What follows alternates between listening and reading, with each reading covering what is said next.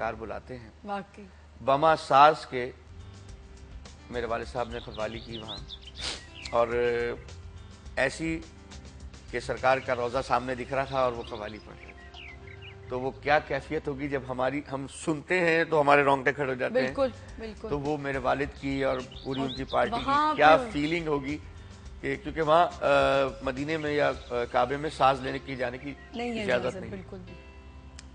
किस तरह सरकार वाले सल्लल्लाहु अलैहि वसल्लम ने बुलाया होगा, किस तरह साज अंदर आए होंगे और किस तरह उन्होंने परफॉर्म किया होगा, ये तो फिर बिल्कुल। अल्लाह जाने या अल्लाह का महबूब जाने। अच्छा, आपके साथ एक मिसहैप भी हुआ, आप इंडिया गए, किडनैपिंग का कुछ ऐसा? हाँ, वो हुआ था अपना, हम ललितपुर जा रहे थे, विच इज़ मेरी सबसे बड़ी परफॉर्मेंस थी वो। अच्छा।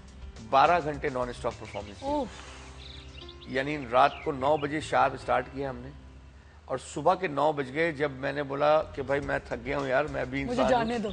अब मुझे जाने दो। तो फिर लोगों ने बोला एक शर्त पे जाएंगे कि आप रात में भी फिर परफॉर्म करेंगे। उफ, 7 लाख का मजमा था तकरीबन, माशाल्लाह। और सदन शाह बाबा का एक उर्स होता है वहाँ ललितपुर में, जी। वहाँ वो था, बहुत बड़ा उर्स था, और वहाँ पे मैंने परफॉर्म किया। फिर नेक्स्ट डे फिर मैंने फिर दोबारा परफॉर्म किया उन लोगों के लिए। तो वो हादसा आपके साथ? वो हादसा ऐसा हुआ कि हम वहाँ से हमें दिल्ली पहुँचना था, और तकरीबन कोई 5 घंटे की ड्राइव है ललितपुर से दिल्ली की, और दिल्ली से हमें फ़्लाइट पकड़नी थी कराची के लिए। तो वो वहाँ के, क्योंकि वो आप फिल्मों में देखते हैं ना राजे और महाराजे, जी जी बिल्कुल। तो वो गांव के जो राजे हैं बुंदेला जी, तो उन्होंने हमें मना किया कि साबरी साहब आप सुबह चले जाइएगा, इस टाइम में आने के? क्योंकि रास्ते में झांसी पड़ता है, ओह, और झांसी बहुत मशहूर है। झांसी की रानी ने तो नहीं किडनैप किया आपको?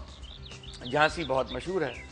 तो वो फिर मैंने उनसे कहा कि जी ठीक है, डाकू वाकू को देखना बहुत शौक है हमें भी। ओहो, क्या कहते हैं, अगर मिल जाएंगे तो हम भी देख लेंगे उनको। सही। तो खैर उन्होंने हमें मना किया था, लेकिन फिर भी हमने बोला कि नहीं, हमें सुबह पहुंचना है, सुबह 10 बजे की हमारी फ्लाइट है, तो हमें 8 साढ़े 8 बजे एयरपोर्ट पे पहुंचना है, अगर हम अभी निकलेंगे तो हम पहुंच सकेंगे। सही। तो फिर हमने वो 12 साढ़े 12 बजे तक परफॉर्म किया वहाँ पे, खाना वाना खा के फिर उन्होंने हमें एक सरदार जी ड्राइवर दे दिया और एक पुलिस वाले को हमारे साथ कर दिया कि भाई आप साथ में ले जाइए। तो बड़ी वैन थी, हम लोग हंसते, जिस तरह हमारा टूर का एक समा होता है, गा रहे हैं, कभी जोक्स हो रहे हैं, कभी कुछ हो रहा है, और रात को सफर कर रहे हैं। वहाँ थोड़ी देर, झांसी से थोड़ी देर पहले एक ढाबा सा आया, सही। और ढाबे पे उस सरदार ने बोला यार मैंने चाय पीनी है जी, और जिन्हें बंदों ने चाय पीनी है आ जाओ जी। अच्छा। अब मैं तो पीता नहीं जी चाय, मैंने कहा मैं सिर्फ पानी पीता हूँ मैं चाय भी नहीं पीता। सही। तो मैंने अपने लोगों को बोला चलो भाई आप लोग पी लो चाय। अब जब चाय पीने के लिए उस ढाबे पे उतरे, तो जो फिल्मों में हमने देखा है ना कि काले कपड़े, बड़ी बड़ी मूछें, पगड़ शगड़ और ये वो जो डाकू होते हैं, तो वो डाकू हमें बैठे हुए, तो असला बकायदा उनके पास रखा हुआ था।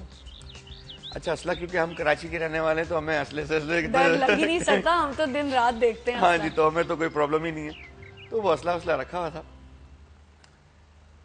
उस ड्राइवर वहां गया और वो जो काउंटर पे बैठा था वो बंदा हिंदू था, और आप यकीन करें कि सुबह के मेरे ख्याल में कोई 3 या 4 बज रहे थे, और मेरे वालिद साहब की कवाली लगी हुई थी, भर दो झोली मेरी या मोहम्मद, और वो सब जो डाकू थे वो सब खाना वाना और चाय वाय पी रहे थे और वो कवाली सुन रहे थे। वो सरदार जी गए, और जो काउंटर पे जो बंदा बैठा हुआ था, धोती शोती बांधा हुआ था वो भी, उसने उस सरदार ने बोला ये जो तुसी सुन रहे हो जान कवाली कौन है? कहने लगे जी साबरी ब्रदर्स हैं, पाकिस्तान के कवाल हैं। अच्छा। बोला ये जो बंदे बैठे ने उन्होंने जानते हो? बोला नहीं। बोला एहो जी है। ओ, फिर वो तो बेचारे आके उठ के पैरों में पड़ गए कि जी बस आप तो हम हमेशा ये सुनते हैं। क्या मजा आया होगा कि आप जहाँ बैठे हैं आपके वालिद साहब की कवाली बजी रही, और मजे की बात ये कि वो पूरे हिंदू लोग बैठे, कोई मुसलमान नहीं उसमें, और वो सब सुन रहे।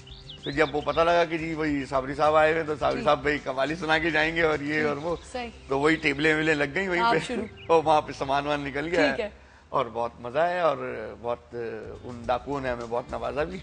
अच्छा, क्या बात है। मतलब और फिर उन्होंने गाड़ी दी कि भाई ये गाड़ी आपको आगे तक लेके जाएगी ताकि आगे आपको कोई तंग ना करे। जबरदस्त। अच्छा, एक कॉल ले लेते हैं। अस्सलाम वालेकुम। ड्रॉप हो गई कॉल। अब एक और कवाली प्लीज। अब उनकी फरमाइश तो मेरी फरमाइश भी वही है, भर दे झोली। भर दो झोली मेरी या मोहम्मद, लौट कर मैं न जाऊंगा खाली, कुछ नवासों का सदका अता हो, दर पे आया हूँ बनकर सवाली। बस इतनी सी, इतनी सी चलेगी क्योंकि मैं सुबह सुबह नहीं गा सकता। लेकिन थोड़ा सा एक और भर दो झोली मेरी या मोहम्मद, लौट कर मैं न जाऊंगा खाली, कुछ नवासों का सदका अता हो, दर पे आया हूँ बनकर सवाली। जबरदस्त। अच्छा मुझे ये बताएं कि जब इंडिया, खैर अमेरिका वगैरह तो आप परफॉर्म करते हैं वहाँ तो चले नहीं समझ आता जो भी है, लेकिन फिर भी वो लोग बहुत एंजॉय करते हैं। जो आजकल हालात हैं हमारे दोनों मुल्कों के जो हो चल रहे हैं, जब कोई आर्टिस्ट जाता है, जैसे आप बहुत बड़े आर्टिस्ट हैं, आप जाते हैं, कैसा वेलकम मिलता है, क्या होता है? हाँ, हिंदुस्तान में जी नहीं, बहुत प्यार करते हैं, बहुत प्यार से बुलाते हैं और बहुत इज्जत और एहतराम के साथ एक कला की इज्जत करते हैं। आप वो ये नहीं कहते कि आप पाकिस्तान के हैं, हिंदुस्तान के हैं या कहीं के भी हैं, कला है आपके पास तो वो कला की इज्जत है। ठीक। और मैं एक छोटा सा वाकया सुनाता हूँ आपको उस कला के लिए। मैं एक हिंदुस्तान में स्टार नाइट हुई थी, विच इज़ जो बॉम्बे में थी, पाकिस्तान से मैं गया हुआ था। उसमें 2.5 घंटे की परफॉर्मेंस थी मेरी वहाँ पर, और कोई भी नहीं था आर्टिस्ट, सब पाकिस्तान जो इंडियन आर्टिस्ट थे वो सब लोग सामने ही बैठे हुए थे। मेरे ख्याल में सभी लोग थे, सिर्फ अमिताभ बच्चन साहब नहीं थे, उनकी तबीयत खराब थी। अच्छा। तो बाकी पूरी मुंबई के जितने भी आर्टिस्ट थे, सिंगर्स थे, प्रोड्यूसर, डायरेक्टर, और ये बहुत सारे लोग थे। तो मेरी परफॉर्मेंस थी वहाँ। AR रहमान साहब नहीं आए थे वहाँ।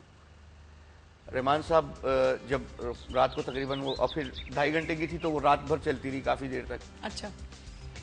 क्योंकि वो शाहरुख खान और रानी मुखर्जी थोड़ा सा लेट हो गए थे। तो हम इस पे बात करते रहेंगे अमजद साहब, वक्त हुआ है ब्रेक का, will be right back, don't go away.